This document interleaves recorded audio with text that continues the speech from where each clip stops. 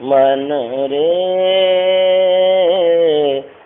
प्रभु सो चित लाव, छाड़ी दे जंजाल को, छाड़ी दे जंजाल को, गुरु मार्ग माव। मन रे प्रभु सो चित लाव, गुरु के बचन हृदय धरु मूरख, ज्ञान ध्यान मन लाव। गुरु के वचन हृदय धरु मूरख, ज्ञान ध्यान मन लाव। अष्ट कमल दल भीतर राजा, अष्ट कमल दल भीतर राजा, पांच तत्व को राव। मन रे प्रभु सो चित लाव, त्रिकुटी माध्य दृष्टि करुण नन, ताड़ी तहाँ लगाव। त्रिकुटी माध्य दृष्टि करुण नन, ताड़ी तहाँ लगाव। मन समान दीपक करु मन सा, मनि समान दीपक करु मन सा, ज्योति में ज्योति मिलाव। मन रे प्रभु सो चित लाव, मन ओ पवन होत जब एक तर, नाही बीच बराव। मन ओ पवन होत जब एक तर, नाही बीच बराव। जग जीवन के प्रभु सिर नायक, जग जीवन के प्रभु सिर नायक, आनंद मंगल गाव। मन रे प्रभु सो चित लाव, मन रे प्रभु सो चित लाव। संत सद्गुरु महर्षि में परमानंद जी महाराज की वाणी। मन तुम बसो तीसरो नैना, मन तुम बसो तीसरो नैना, महता से चल दीजो रे, महता से चल दीजो रे। स्थूल नैन निज धार दृष्टि दो, सन्मुख जोड़ो रे। स्थूल नैन निज धार दृष्टि दो, सन्मुख जोड़ो रे। जोड़ी जकड़ी सुख मन में बैठो, जोड़ी जकड़ी सुख मन में बैठो, गगन उड़ी जोरे, माता से चल दी जोरे। मन तुम बसो तीसरो नैना, मन तुम बसो तीसरो नैना, माता से चल दी जोरे, माता से चल दी जोरे। तन संग त्यागी त्यागी उड़ली जो, धार धरी जोरे। तन संग त्यागी त्यागी उड़ली जो, धार धरी जोरे। मैं ही चेतन ज्योति शब्द की,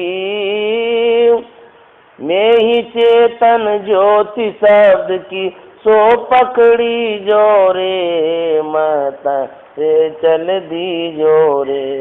मन तुम बसो तीसरो नैना, मन तुम बसो तीसरो नैना, माता से चल दी जोरे, माता से चल दी जोरे। श्री सद्गुरु महाराज की जय।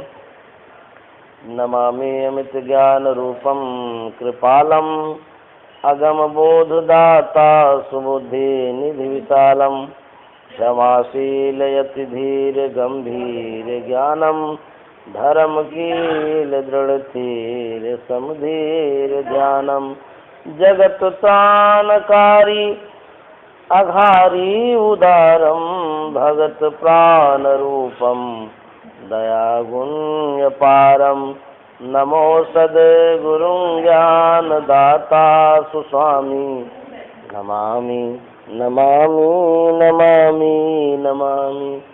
श्री सद्गुरु महाराज की जय। अव्यक्त रूप में परमाराध्य सद्गुरु महाराज, उपस्थित धर्मशिला माताओं एवं बहनों, अभी हम लोग पाठ सुन रहे थे। पाठ प्रवचन का विषय बनता है और उसी पाठ के अनुसार प्रवचन की पुष्टि की जाती है। गुरु महाराज और जगजीवन साहब उसके बाद उपनिषद वाणी वेद वाणी को सुने। जगजीवन साहब कहते हैं,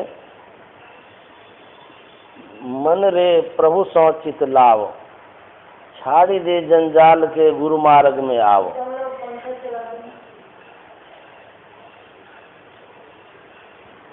जगजीवन साहब मन से कहते हैं, रे मन प्रभु सौ चित लाव। चित्त का मतलब होता है ख्याल। हम लोगों का जो ख्याल है संसार की तरफ है, लेकिन जगजीवन साहब कहते हैं, रे मन तो संसार की तरफ चित्त क्यों दिया है, ख्याल क्यों किया है? कहते हैं प्रभु सौ चित्त लाओ, प्रभु की तरफ चित्त को लगाइए, ख्याल को लगाइए।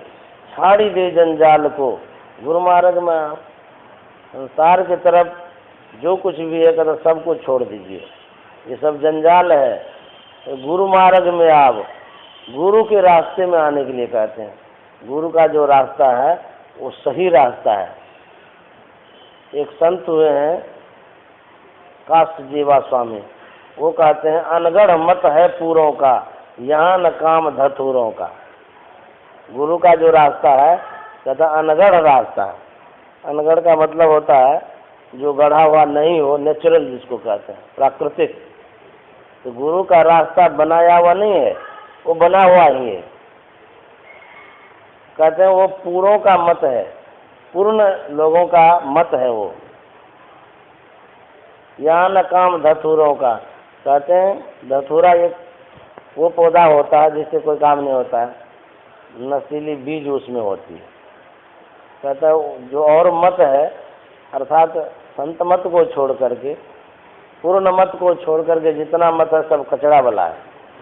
कचरा और मट मैला रास्ता झूठे का और पूरों का। तो मन से जगजीवन साहब कहते हैं कि गुरु मार्ग में आव, गुरु के रास्ते में आइए।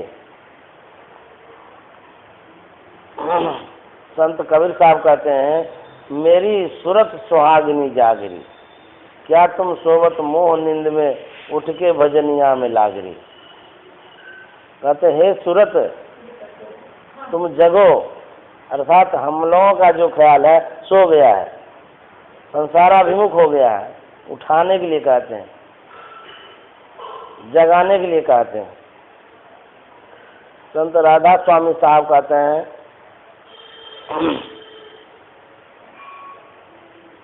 हे मनवा तुम भोग दीवानी, क्यों फंसो काल के फांस।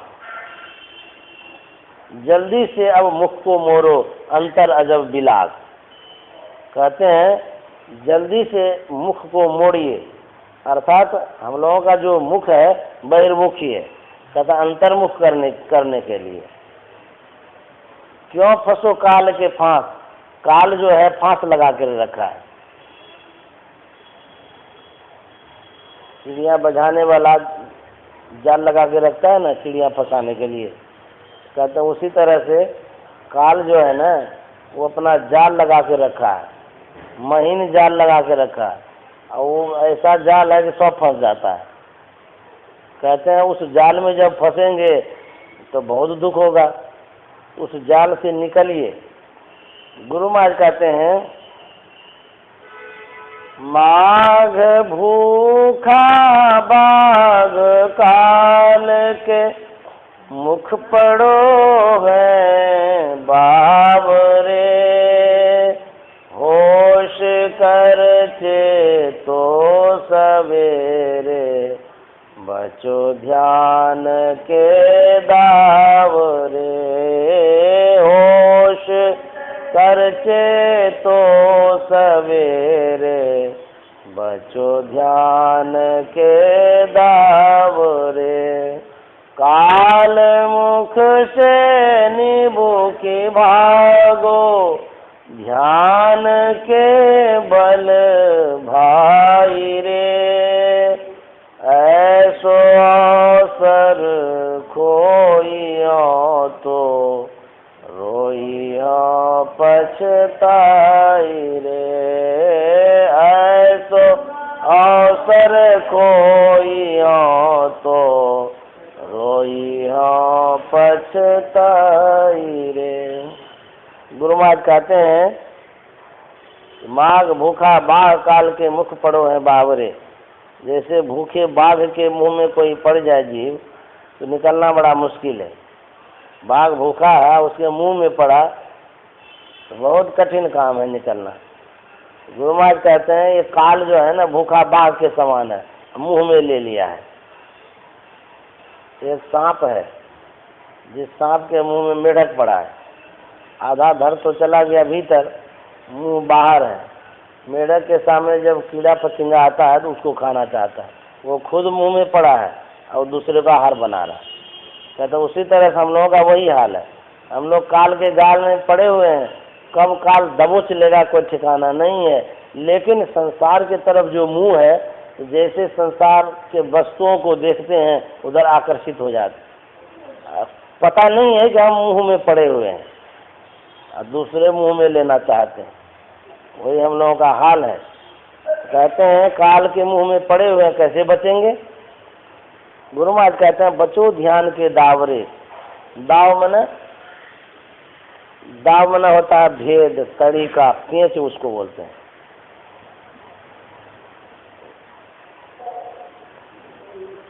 तो उसी को गुरु युक्ति भी बोलते हैं। दाव मतलब गुरु की युक्ति भी होती है। तो कहते हैं बचेंगे कैसे? गुरु युक्ति से बचेंगे। गुरु महाराज ने जो भेद बतलाया है, जो रहस्य बतलाया है, कहता है उसी माध्यम से बच सकते हैं। अर्थात गुरु महाराज ने बतलाया ध्यान करने के लिए, ध्यान करेंगे तभी कल्याण होगा, नहीं तो और कोई उपाय नहीं है बचने का। बचो ध्यान के दावरे। एक गुरुजी थे, वो मल्ल युद्ध सिखाया करते थे, मल्ल युद्ध में पारंगत थे वो। एक चेला आया उनके पास सीखने के ख्याल से, तो गुरुजी ने भी विद्या उनको सिखानी शुरू की। सिखाते सिखाते सिखाते बहुत विद्या सिखा दिए। चेला ने भी बहुत सीख लिया। तो चेला के मन में हुआ हम तो सब सीख लिए हैं, अब गुरुजी के पास क्या करेंगे रह करके, अब चलते हैं मल्ल युद्ध मैदान में, लड़ाई करेंगे, विजय प्राप्त करेंगे, नाम होगा, कीर्ति होगी, यश होगा। तो गुरुजी को छोड़ दिया। गुरुजी से पूछता है वो कि गुरुजी सब विद्या सीख गए? बोले हाँ सब सीख गए। तो बोले तब हम आपके पास से जाते हैं। बोले जाओ। चल दिया वो। तो जहाँ मल्ल युद्ध होता था वहाँ वो पहुँच जाता था। तो जब मल्ल युद्ध करता था तो जो कोई उससे लड़ता था सबको वो पटक देता था। जहाँ भी मल्ल युद्ध होता था सबको पछाड़ देता था वो। उसके मन में अहंकार हो गया। वाह रे वाह, ऐसे गुरु से हम शिक्षा लिए हैं कि जिससे भी लड़ाई होती है सबको हम पटक देते हैं, सब हार जाता है हमसे। एक जगह मल्ल युद्ध हो रहा था, गुरुजी को पता चल गया कि यहाँ मल्ल युद्ध हो रहा है। तो गुरुजी के मन में हुआ कि हमारा चेला जो है सुनते हैं सबको पटक देता है, उसको अहंकार हो गया है। तो ठीक है, हम उससे एक बार लड़ते हैं उसका अहंकार दूर करने के लिए। तो गुरुजी चले गए लड़ने। अब चेला और गुरुजी में मल युद्ध हो रहा है। तो चेला कहता है कि गुरुजी आपको कौन शौक हो गया लड़ने का, आप हमसे क्यों लड़ रहे हैं, हम तो सबको पटक पटक देते हैं और आपको भी पटका खाने का मन हो गया क्या? ठीक है आपका भी शौक हम मिटाइए देते हैं। बोला अच्छा चेला लड़ो तो सही। गुरु और चेला हाथ मिलाया। गुरु तो गुरु होता है, ऐसा पटका मारा और चेला को चार चित्त कर दिया, छाती पर चढ़ गया। चेला कहता गुरुजी आप बड़ा धोखेबाज हैं। बोले अरे क्या धोखेबाज है? बोले कि ये कला तो आपने सिखाया ही नहीं हमको। तो बोले कि चेला जी यदि ये कला सिखा देते तब तो हम भी पटका खा जाते। तो गुरु के पास कोई न कोई युक्ति रहती है। सब युक्ति नहीं देते हैं। तो वही कहते हैं गुरु युक्ति से आप काल के मुंह से बच सकते हैं। गुरु की युक्ति क्या है? जो भजन भेद हम लोग लिए हैं, जो तरीका गुरु महाराज ने बतलाया है, वही कहते हैं बचो ध्यान के दाव रे। दाव माना युक्ति, ध्यान के युक्ति से बच सकते हैं। गुरु महाराज आगे की पंक्ति में कहते हैं कुल भलयरु रूप भलयरु क्रिया भल पायो सही सुख तव हो नाही मिल बिन ध्यान के सपनों कही सुख तब हो नाही मिल बिन ध्यान के सपनों कही। गुरु महाराज कहते हैं कुल भल और रूप भल, अच्छे कुल के हैं, सुंदर रूप है। कहते स्त्री भी अच्छी मिली है, पुरुष भी अच्छा मिला है। यदि ध्यान नहीं करते हैं तो कहता स्वप्न में भी सुख नहीं मिलेगा। गुरु महाराज कहते हैं स्वप्न में भी सुख नहीं मिलेगा। स्त्री सुख प्रदान नहीं कर सकती है, धन सुख प्रदान नहीं कर सकता है, लेकिन ध्यान करेंगे तो परम सुख मिलेगा। कहेंगे सुख तो मिलता है, तो कहते ये जो सुख मिलता है ये क्षणिक सुख है, अल्पकालिक है, क्षणभंगुर है, थोड़ी देर के लिए है। यदि संसार ही सुख प्रदान करता है तो फिर दुख क्यों होता है? सबसे महादुख क्यों हो जाता है? सबसे महादुख क्या है? कहते हैं कि सब सुख है लेकिन छोड़ के जाना क्यों पड़ता है? महादुख है कि नहीं है? सब चीज रहते हुए छोड़ के जाना पड़े तो कितना कष्ट होता होगा उस समय जीव को। कहते ये जो कष्ट है महादुख, इसी से बचना चाहिए। कहते हैं कि दुख ध्यान करेंगे तब बचेंगे। ये बहुत कष्ट, बहुत बड़ा कष्ट है। सब चीज अनुकूल है और उस बीच से मान लिया पुलिस पकड़ करके ले जाए तो जिसको पकड़ के ले जाएगा कितना कष्ट होगा। अरे हमारा परिवार कैसे रहेगा, क्या रहेगा, नहीं रहेगा, हमको ले जा रहा है पकड़ के। कहते उसी तरह से यह जीव क्रम क्रम से आ रहा है और क्रम क्रम से जा रहा है। कहते हैं सब चीज छोड़ करके चले जाएंगे, कितना दुख होगा उस समय। इस संसार से कितना मोह है, घर से, परिवार से, संबंधी से, सबसे है न मोह। सबको मोह है, आसक्ति है। तो जब यहाँ से जाएंगे तो कहते हैं उसी समय बहुत दुख होगा, बहुत पीड़ा होगी। कहते हैं वैसा दुख नहीं हो, पीड़ा नहीं हो, इसी के लिए बचो ध्यान के दावरे। ध्यान करने के लिए कहते हैं। जब जंगल में आग लगती है तो देखिएगा जितने जीव जंतु जंगल है सब जल जाता है, सब मर जाता है, लेकिन बिल में जो घुसा रहता है वो बच जाता है। भयंकर आग लगी हुई है लेकिन सब जलता है, जो बिल में घुसा रहता है वो बच जाता है। कहता है उसी तरह से संसार में आग लगी हुई है, बचेगा कौन? कहते हैं कि जो सुषुम्ना में प्रवेश कर जाता है, वो जो बिल है, छेद है, उसमें जो प्रवेश करेगा वही बचेगा। गुरु महाराज कहते थे कौरव पांडव जब गया था वारणावर्त में, तो लाक्षागिरी में उसको आवास दिया गया था रहने का। तो उस लाक्षागिरी में एक छेद था, खो था, और युधिष्ठिर को जब पता चल गया तो सब भाई उसी खो में घुस गए, और घुस करके गंगा जी किनारे चले गए। इधर लाक्षागिरी जल करके समाप्त हो गया। कहते हैं ये गुरु महाराज कहते हैं कि ये शरीर भी लाक्षागिरी के समान है, इतना क्षणभंगुर है, आग लगाने की देर है, जलने में देर नहीं लगेगी। पानी का सा बुलबुला जाता ना ऐसा जान। बरसात में बुनका होता है ना, बुनका इतना इतना फोका जैसा होता है।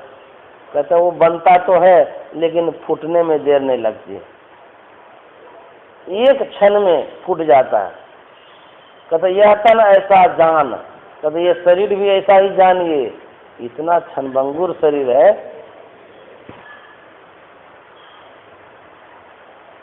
बचने का क्या उपाय है? कहते हैं ये है तो क्षणभंगुर, लेकिन इस शरीर में बचने का भी उपाय है।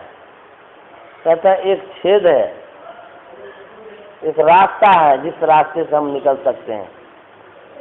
संत महात्मा कहते हैं तन नव द्वार हो रामा, अति ही मलिन उठामा, यागी चरु दसम द्वारे सुख पावरे भाई। इस शरीर में 9 द्वार है।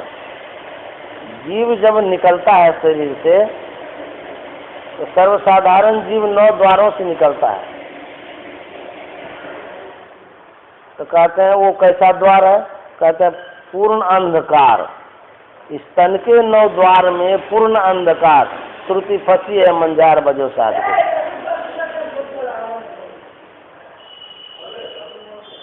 9 द्वारों से जीव निकलता है तो कहते हैं अंधकार में हो जाता है। अंधकार से निकलता है तो कहता है अंधकार से निकलेंगे तो बहुत कष्ट होगा। कहता एक द्वार है जिसको कहता है 10वां द्वार, वहां से जब निकलेंगे तो मुक्ति हो जाएगी, कष्ट नहीं होगा। तो कहते हैं इस 9 द्वारों से अपने ख्यालों को समेटिए। हम लोग प्रत्येक दिन उठते हैं, कितना बजा? 4 बजे तक करेंगे माता जी। मेघ वाला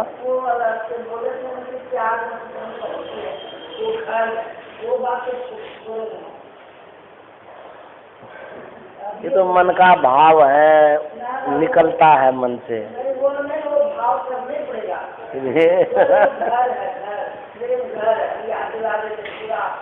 तो दोपहर में करेंगे तो नहीं होगा?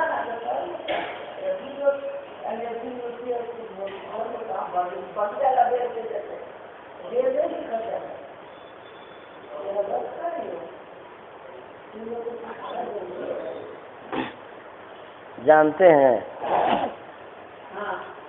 गुरु महाराज की ऐसी असीम कृपा है कि प्रेम ही प्रेम है यहाँ।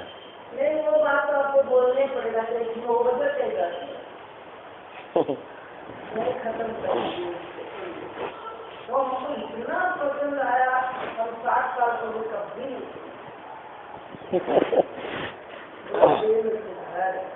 हमको प्रेरणा मिली है बहुत ज्यादा, हमको खुद को अपना जीवन बदला। जब हम बोलते हैं ना तो हमको जो याद आते रहता है, और कहीं से कहीं हम बोलते चले जाते हैं। बनाना पड़ेगा ना माता जी भाव को। कबीर साहब लिखे हैं, भक्ति के विषय में कहे हैं,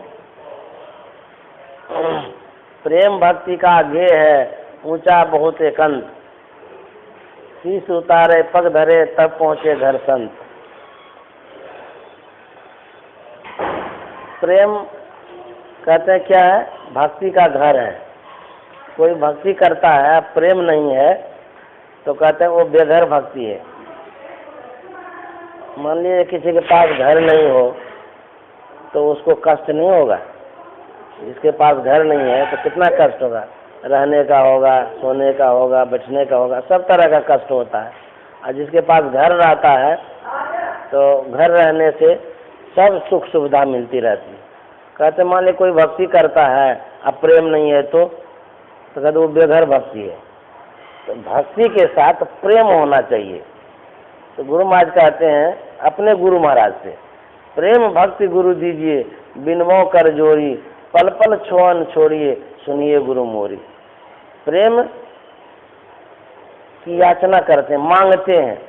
और प्रेम एक शब्द है, उस प्रेम शब्द में मतलब कितना सुख और शांति समाहित है जो गुरु महाराज मांगते हैं। बहुत कुछ है उसमें। प्रेम एक भाव है, कोई शब्द नहीं है, वो एक भाव है, वो एक मन का भाव होता है। प्रेम बनाया नहीं जाता है, वो नेचुरल है वो। तो कहते हैं प्रेम उत्पन्न कैसे होगा। मान ले जाए प्रेम किसी के पास नहीं हो तो कैसे उत्पन्न होगा। कहते हैं प्रेम उत्पन्न करने के लिए जाने बिनु न होई प्रतीति। गोस्वामी तुलसीदास जी महाराज कहते हैं प्रेम के लिए कि जब तक आप किसी को जानेंगे नहीं तब तक प्रेम होगा ही नहीं। जाने बिनु न होई प्रतीति, अब बिनु प्रतीति होई नहीं प्रीति, प्रीति बिना नहीं भक्ति ढाई, जिम खगेश जल कह चिकनाई। जानना पड़ेगा। किसी व्यक्ति को जब आप जानते हैं तब मानते हैं। तो जानने के लिए क्या करना पड़ेगा। कहते हैं सबसे पहले तो देखते हैं, देखना पड़ता है ना। देखने के बाद कुछ बोलते हैं, बोलने के बाद फिर जानते हैं। आँख से भी जानता है लोग, कान से भी जानता है। वैसे तो 5 रूप है, रस है, गंध है, स्पर्श है, शब्द है, पंच विषय है। पंच विषयों से हम लोग ज्ञान प्राप्त करते हैं। कहते हैं कि जानना पड़ेगा। एक दूसरे के विचारों को जब तक नहीं जानेंगे, एक दूसरे के विचारों से जब तक अवगत नहीं होंगे तब तक श्रद्धा और प्रेम नहीं हो सकता है। इसलिए पहले जानना होगा। तो जानने का माध्यम क्या है। कहते जानने का माध्यम है एक सत्संग। कहेंगे व्यक्ति को जानने के लिए सत्संग की क्या आवश्यकता है। कहते हैं व्यक्ति को जान करके क्या करिएगा, संसार को जान के क्या करिएगा। हलवा पूरी टिकरी रसगुल्ला गुल जामुन है, माँ बाप बेटा बेटी सब है, इसको जान के क्या करिएगा। कहते हैं जानना यदि है एक ईश्वर को जानिए, परमात्मा को जानिए, वो कैसे हैं क्या है नहीं है। उसको जानने से सब जानना साकार होगा, उसको नहीं जानने से सब जानना बेकार होगा। तो कहते हैं ईश्वर को जानिए, जानने के लिए सत्संग करना जरूरी है। इसीलिए प्रेम की आवश्यकता है। परिवार में भी प्रेम की आवश्यकता है। परिवार एक कपड़ा के समान है। जैसे कपड़ा तब बनता है जब धागा का मेल होता है। धागा समाहित है ना, महीन महीने धागा जब पिड़ोया जाता है ना एक दूसरे से, तब जाकर के कपड़ा बनता है। जितना लंबा चौड़ा भी बनाते हैं, कपड़ा जब बनता है तब किसी का वो इज्जत ढक पाता है। यदि कपड़ा नहीं बने, सूता खाली रहे तो इज्जत नहीं ढक सकता है। कहता है उसी तरह से एक एक परिवार का जो सदस्य है वो सूता है, धागा है वो। और जब वो मिलता है तब क्या हो जाता है, कपड़ा। तो जब सब परिवार एक धागा मिलता है तब होता है परिवार, तो ये कपड़ा। और वही कपड़ा पूरे परिवार का इज्जत ढकता है। और यदि सबके सब अलग हो जाए तो कहता सबके सब अलग हो जाएंगे, एक एक धागा बन जाएंगे, किसी का इज्जत नहीं ढकेगा। इसी तरह से गुरु महाराज कहते हैं कि कहीं भी रहिए मेल से रहिए, प्रेम से रहिए। मेल से रहेंगे सबकी इज्जत ढकी रहेगी, इज्जत बनी रहेगी। अलग अलग हो जाएंगे तो फिर कहता है वो इज्जत नहीं बनी रहेगी। इसलिए प्रेम की बहुत बड़ी आवश्यकता है। प्रेम सबके जीवन में चाहिए। दुनिया में यदि कोई काम किसी तरह से नहीं बनता, कोई भी काम क्यों ना A to Z, तो कहता है स्नेह से प्रेम से बन जाता है। मान ली किसी से कुछ लेना चाहते हैं, आपका ही उनके पास उधारी है, नहीं दे रहा है, तो लड़ाई करिएगा तो नहीं मिलेगी। तो कहता है यदि प्रेम से बात करेंगे तो प्रेम ऐसा पिघला देता है मन को कि वो संपत्ति भी मिल जाती है, संबंध भी बना रहता है। कहता उसी तरह से बहुत बड़ी चीज है ये। गुरु महाराज बराबर सत्संग में कहते थे प्रेम से रहना चाहिए। एक छोटी सी कहानी भी कहते थे प्रेम पर, सबको सुनाते रहते थे गुरु महाराज। कहते थे एक गरीब आदमी था, इतना गरीब था कि गांव में उनका भरण पोषण नहीं हो पाता था, तो उनको आपस में बहुत प्रेम था। तो बूढ़ा आदमी कहता है बेटा से कि बाबू, यहाँ रहने से परिवार का पालन पोषण नहीं हो सकेगा, ऐसा करो कि दूर देश चलो कमाने के लिए। आपस में बहुत मेल था उन लोगों को। तो बेटा भी कहता कि हाँ बाबू चलिए। सब मिल करके वो चले। तो बूढ़ा जो था वो एक सुतली ले लिया बांटने के लिए। सोचा कि बैठ करके क्या करेंगे, हम सुतली ही बांटेंगे, इसी को बेचेंगे। सुतली ले लिया और बेटा सबको साथ लेके चला। चलते चलते चलते चलते जंगल होकर के जा रहा था, शाम का समय हो गया। तो बूढ़ा कहता है कि देखो जी, अब यहीं रुक जाओ, प्रातःकाल होगा तो प्रस्थान करेंगे। तो लड़का भी बोला हाँ ठीक कहते हैं। जो भी पिता बोलता था पुत्र एक भी बात को नहीं काटता था, ऐसा उसका स्नेह था, प्रेम था। चाहे जो भी बोल दे पिताजी, उनमें इतना मिला हुआ था, इतना प्रेम था आपस में। तो वहीं रुक गया गाछ के पास। तो पिता कहता है कि देखो, एक लड़का से कहता है कि तुम जाओ लकड़ी चुन करके लाओ। आज्ञा होते ही वो चल दिया, चला गया लकड़ी चुनने के लिए। तो सोचा कि पिता की आज्ञा है, उसमें क्या, लकड़ी चुन करके ले आएंगे। दूसरे लड़का को बोला कि जाओ आग कहीं से ढूंढ के लाओ। तो दूसरा लड़का भी चला गया आग ढूंढने के लिए। किसी तीसरे लड़के को बोला कि कहीं से देखो तो फल फूल होगा, चुन करके खोज करके लाओ। तो गया खोजने के लिए। इस तरह से सबको भेज दिया। बूढ़ा सोचा कि अब हम क्या करेंगे, बैठ के सुतरी बांटने लगे वहीं गाछ के नीचे। शाम का समय था, सुतरी बांट रहा था। उस गाछ पर एक प्रेत रहता था। तो प्रेत देखा बूढ़ा अकेले है, तो ऊपर से आवाज देता है, बूढ़ा तुम सुतरी क्यों बांटता है, सुतरी क्या करेगा बांट करके। तो बूढ़ा को कोई डर नहीं था, बोला कि तुम ही को बांधेंगे, ऐसे बोल दिया। प्रेत को बोला कि तुमको हम बांधेंगे। तो प्रेत कहता अरे राम, सही में ये बांध देगा, क्योंकि इसको आपस में प्रेम है। अब मुझे प्रेम में ऐसी शक्ति होती है, प्रेत को भी बांध सकते हैं। प्रेत भी डर गया, तो उतरा नीचे, बोला कि क्यों तुम इस तरह से कह रहा है। तो बोले कि तुम क्यों बोला। बोले कि हम देख रहे हैं तुम सुतरी बांट रहा है, किस लिए बांट रहा है, क्या जरूरी है बांटने का। बोले कि हम बहुत गरीब आदमी हैं, यही सुतरी बांट करके हम अपना बेचेंगे, कुछ पैसा हो जाएगा। बोले अच्छा तू गरीब आदमी है, तो ऐसा करो तुम कहाँ जा रहा है। बोले कि हम विदेश जा रहे हैं कमाने के लिए। बोले तुमको कहीं जाने की आवश्यकता नहीं है। कहता है कि वहाँ पर धन गड़ा हुआ है, उसको उखाड़ लो और लेके चले जाओ घर, कहीं जाने का काम ही नहीं तुमको, तुम अमीर बन जाओगे। उसको विश्वास हो गया कि प्रेत बता रहा है। तो सब लड़का आ गया। तो लड़का को बताया कि देखिए ना ऐसे ऐसे बात है। बोल रहा कि वहाँ धन गड़ा हुआ है। तो बोले कि इसमें क्या बात है, कहाँ है, तो खोद के देख लेते हैं। सब लड़का मिल गया खोदने के लिए। खोदते खोदते खोदते देखा खजाना मिल गया। तो खजाना जो मिल गया कि जितना सपड़ा उतना ले करके वो चला, आ गया घर। तो जब संपत्ति हो जाती है तो लोगों के अंदर में एक बल आ जाता है, स्वाभाविक बल आता है। संपत्ति भी एक ताकत देता है। हाँ, जैसे रुपया पैसा आता है ना, तो मन खोजने लगता, कहाँ खर्चा करें, कहाँ घूमने जाएंगे, क्या करेंगे नहीं करेंगे, तुरंत वो संचालित कर देता है मन को, ताकत आ जाता है।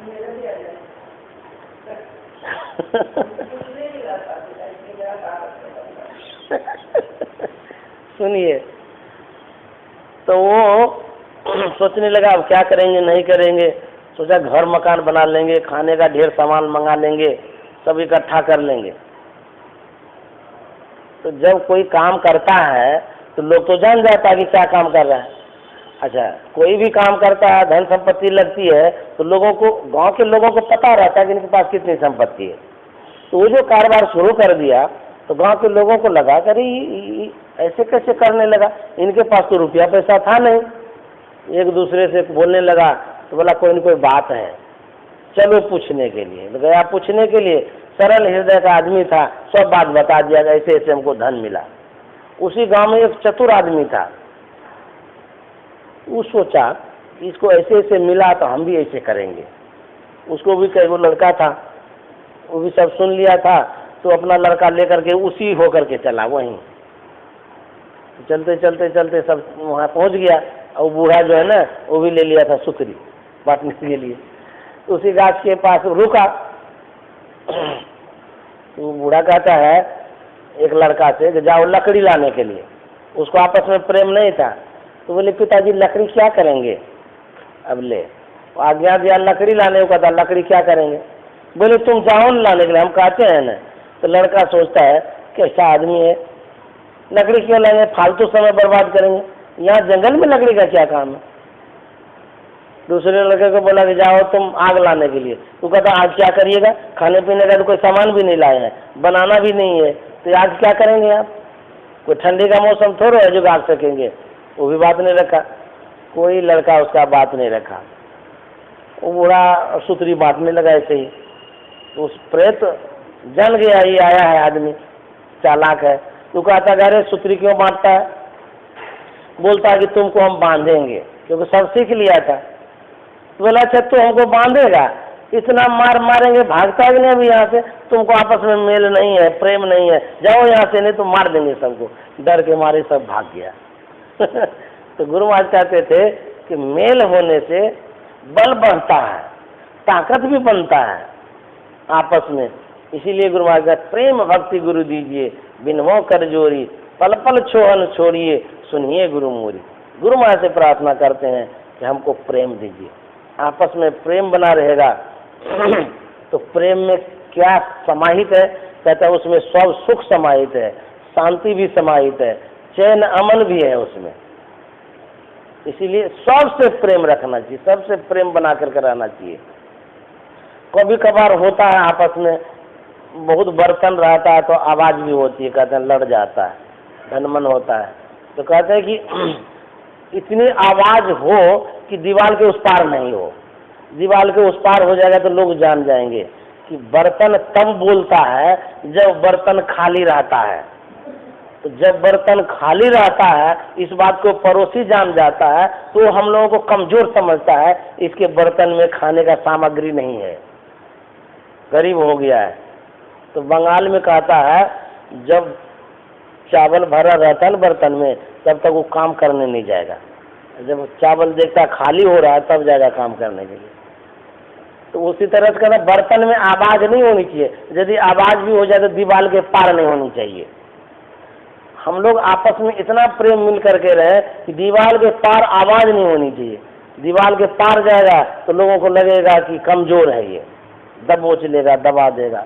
कितनों कुछ भी हो जाए, दीवार के अंदर में ही सब रहिए। तो गुरु महाराज कहते थे आपस में प्रेम से रहिए, मेल से रहिए, सब सुख मिलेगा, शांति मिलेगी। पांडव लोग आपस में मिलकर रहे, बहुत कष्ट हुआ है उसको। पांचों भाई मिलकर के रहे, 100 भाई कौरव को पछाड़ दिया, इतना शक्तिशाली वो था। लेकिन पांचों मिलकर के रहे, उसमें भी शक्ति थी बहुत। तो मिलकर के रहेंगे शक्ति बने रहेगी, भगवान भी साथ में रहेंगे।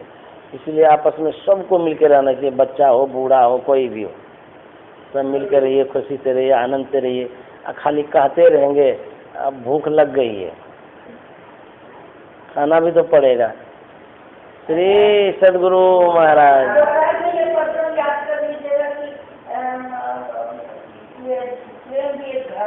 हाँ हाँ एकदम कहेंगे, सब बैठेगा तब ना। अब आरती कर लेते हैं। आरती संग सतगुरु के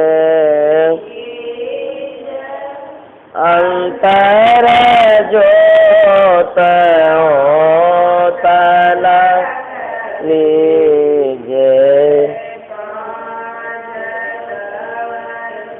तनया दीपक चाक प्रकाश करी जय गगन लरवि शशि फल लामूल कपूर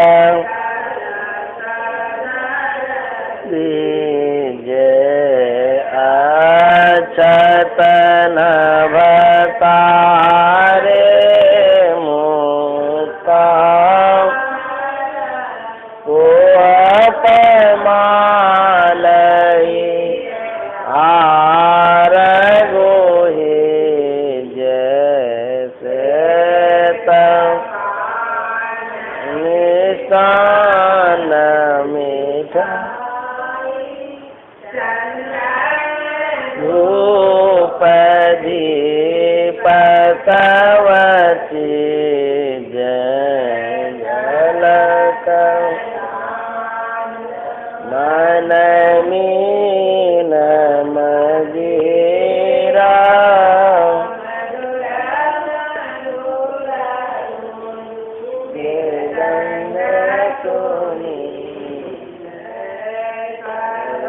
सुगंध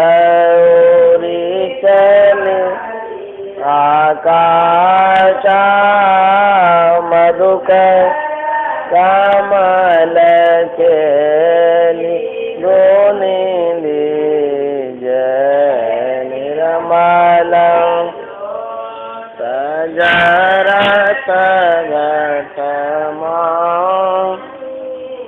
एकात दृष्टि दोष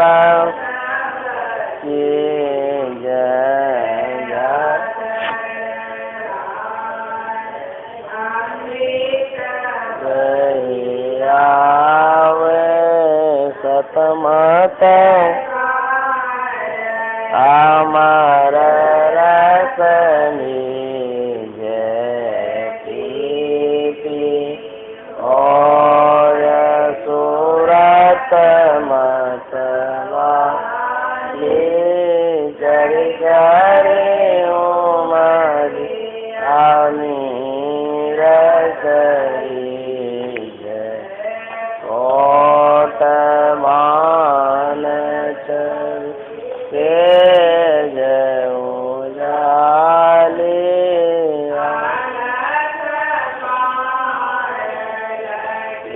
लाग लगी जय चिन्ह सूरत आधार पर राम गुरु पर सादया गम जय गम कप कर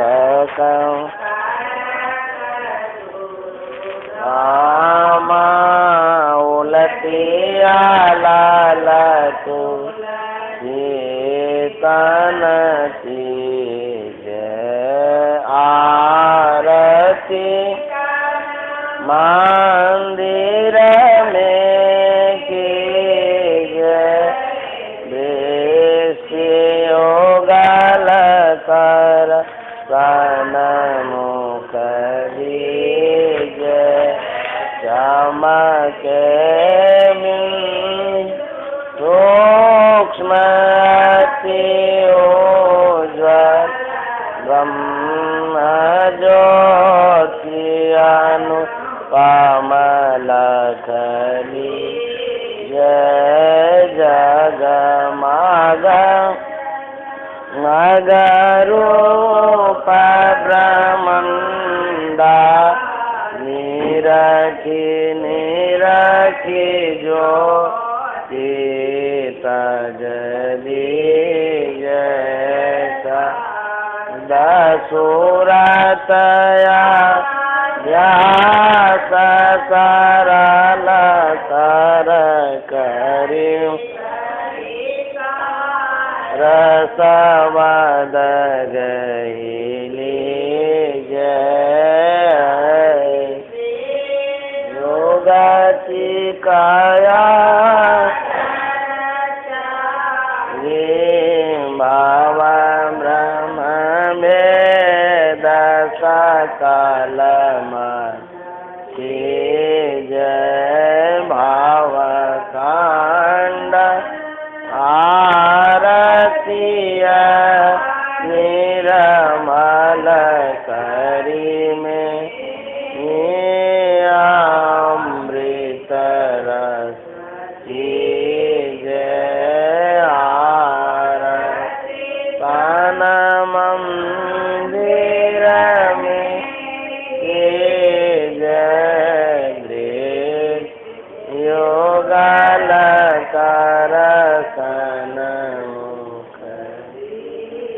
बोले प्रेम से श्री सद्गुरु महाराज की जय। जय गुरु महाराज, जय गुरु महाराज।